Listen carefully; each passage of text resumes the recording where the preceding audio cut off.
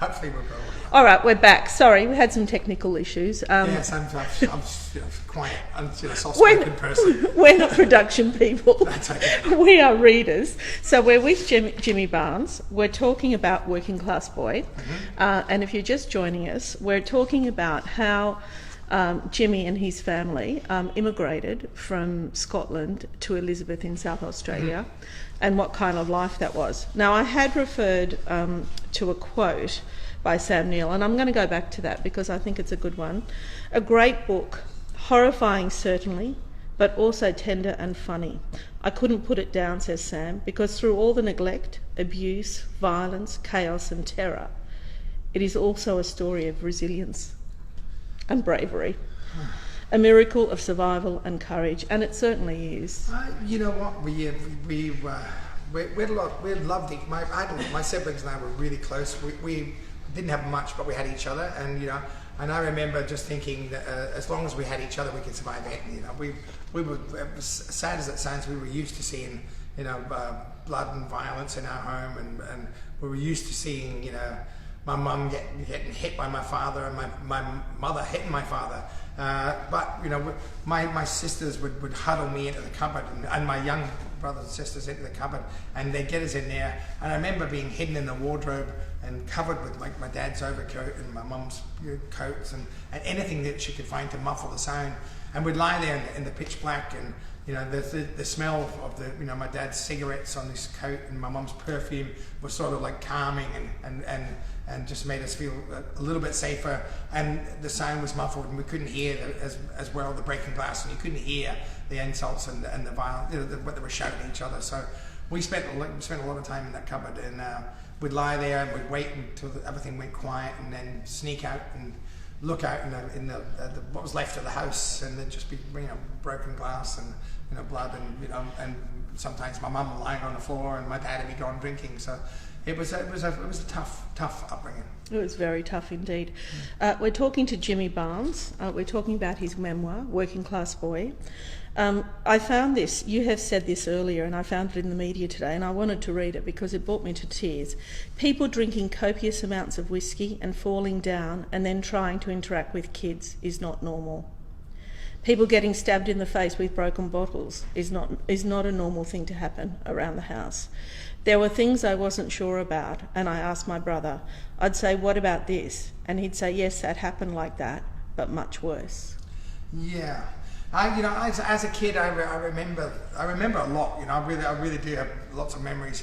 But there was stuff that, as I was writing this book, that sort of came back to me, and they were like ghosts, like cloudy, and they were just sort of coming into focus as I wrote the book. And I'd ring my brother, and I'd ask him, and he was remembering the same things around the same time. And he was, it was funny. He rang. My wife actually rang my brother and said, "Oh, Jimmy's been having a bit of trouble going through stuff," and he went, "Is it about this? Is it about sexual abuse?" And she'd say, "Yeah," and he'd say, "I've been thinking about it myself." There was stuff going on in our house that kids shouldn't have been exposed to. There was people in there. I just remember that. When people brush past you and touch you for too long, and the smell of whiskey and cigarettes, and it's just slurring and. It was a horrible. I never felt safe in my life. I spent. This book is basically it's about running away. I spent my whole life running away from fear and shame and just everything. And eventually that running took me to joining a band and running as far away as I could, and even running away from myself. I drank myself to oblivion for 50 years, trying not to remember all the stuff that I put in this book. But the thing about running is eventually you do stumble and things come back to you. And you have to stop. And I had to stop, and I had to face it. And I sat down and write this book to make, and it was part of it was to make myself heal. It's like my life was like an open wound, and you had to let some air in it so it could heal. But as I was writing it, as painful as it was, and as painful as some of the memories that came back were, I found that I felt like I was getting a weight lifted off my shoulders every time I wrote it down. So it became really important to me to write it down. And even if I'd written it down and torn it up, it would have been the job would have been done. But my kids and my wife wanted to read it. My family wanted to read it to help with their healing and how they understood me and how they could help me and how they could understand their lives. Because unfortunately, a lot of this stuff is handed down. I joke in the book that it's backhanded down from father to son, from family to family. Well, and if you don't deal with it, it just stays there. Well, the cycle never gets broken. That's it. And I had to break that cycle. Yeah. First thing, why now? I want to ask you, why now to write a memoir? I mean, it's really just about the first part of your life, and I'm sure there's another one to follow. Yeah. But why now? What made you put pen to paper now at this time in your life? I think that I've done everything I could to drown this out and not to look at it and to hide it away, and the shame of my life was eating away at me. I couldn't, I tried drinking myself to death and it didn't happen. It's not easy to die. No. I'd sat on the edge of the cliff and looked down and thought it'd be easier to jump, but it wouldn't be, because by this point I had children and I had to deal with what they would think.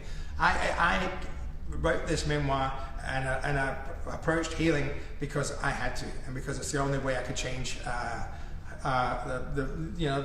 who I am and find who I am really. I wanted to. It's like software. We're talking about being technicians. I find that whenever I learn something, my kids they just update their software immediately. The better a person I am, the better people, the better chance they have. So it was important to me to do it for my children, for myself, and when I finished writing it, I realized that there was a lot of people out there still going through the same things. A lot of kids out there hungry, a lot of kids out there scared, huddled in cupboards and hiding in corners and being battered and bruised, and so if it could start a conversation that could help people, then it was worth doing. Well, you've certainly started that conversation. How did you find the writing process? I really loved it. I mean, I had no idea. Obviously, I'm not a writer. I'd never written before. I'd written songs, and the idea with writing a song is you try and write an experience of a whole lifetime into 2 lines of a chorus. This was the opposite process. So I sat at my desk and I started writing, and I just found it, like I said, as I wrote things, I felt lighter, I felt better, I felt like I'd let go of things. So I really enjoyed the process of sitting at a desk and writing. I'd get up in the morning and I'd have a cup of coffee and I'd sit at my desk for 8 hours. And at night I'd have to stop writing. I'd force, okay, I've got to stop. Then I'd lie in bed and I thought of more things, because things just kept coming to me. But I had to discipline myself so that I could turn it off. Otherwise, I wasn't getting any sleep. It was some of it was a bit of a nightmare, but overall, I thought it was a really cathartic process. Well, I'm just going to read this quote you wrote. "The time I have spent writing this book has caused me a lot of pain. Sometimes because what I have remembered about my childhood, and sometimes because what I couldn't remember. It is funny how your mind blocks things out when those things can hurt you. There are a lot of things I wish I didn't remember." Yeah, That's well, a process. unfortunately, there's a lot of things that come back to me that I just, and there's even things that I couldn't write in this book. There's stuff that we shared as children, that we went through as kids. It wasn't I didn't have the right to publish stories about this, because it wasn't just me that it affected. My siblings, have to write their own story, and so I had to edit some things out. There's some things in it that weren't necessary for everybody to know, because they're just too painful and too hurtful, like from my family, from my kids. And there's some stuff in there that I know that really I just couldn't put in the book, because you don't want to hurt the people you love. And my mum and dad, as painful as our upbringing sounded, were beautiful people. We loved them. They did what they knew. They just did what they knew, and they weren't good parents. Yeah. I can safely tell you they weren't good parents. But my dad was just charming. If you met my dad, sat next to him in a bus somewhere, he was charming, soft-spoken, sweet. He could sing like an angel, charm the pants off anybody, but he wasn't a good father. And he could sing like an angel. So I guess that's where the music came from.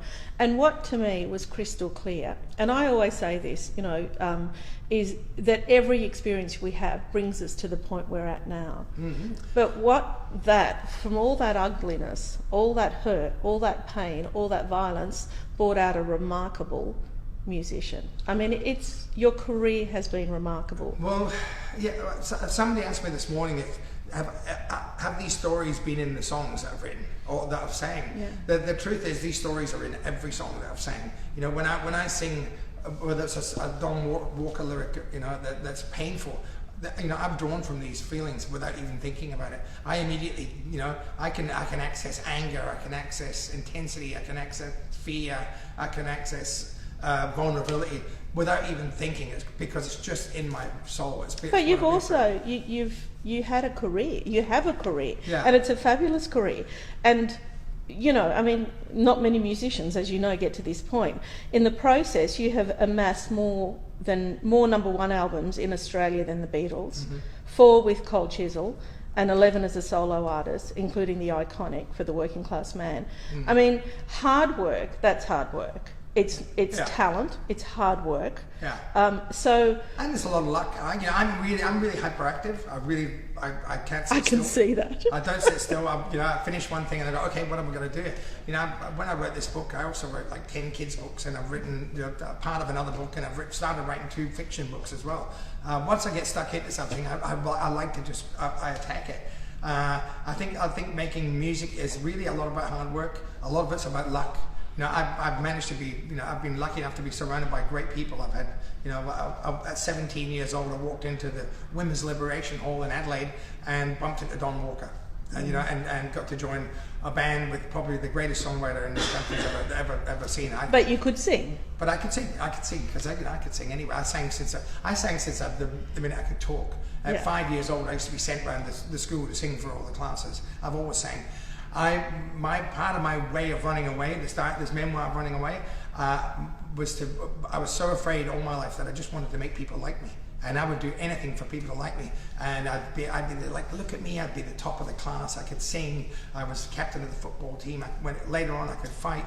I could be a smooth talker, but it was all just to make people. And all these skills that I learned as a very young child are the perfect things to form to make a rock and roll singer. I get out there at 16, 17 years old and went, look at me, and the more people looked at me, the wilder I got, the more people liked me. The more I behaved wrong, the more I drank, the more wild I was, the more people bought records, and it sort of, that alone almost killed me. Because I just kept going, okay, this is what I've got to do. And it wasn't till 10 years ago that I sat back and go, I can't do this. This is not it. And then I realized that wasn't really what people were attracted to. That wasn't why people were buying the records. Why were people buying the records? Well, I think they could connect with my raw. I saw like a raw nerve. I think I touched something in people. I think people like that wildness, but it was also a vulnerability. I think people. I'm a lot like a lot of people out there.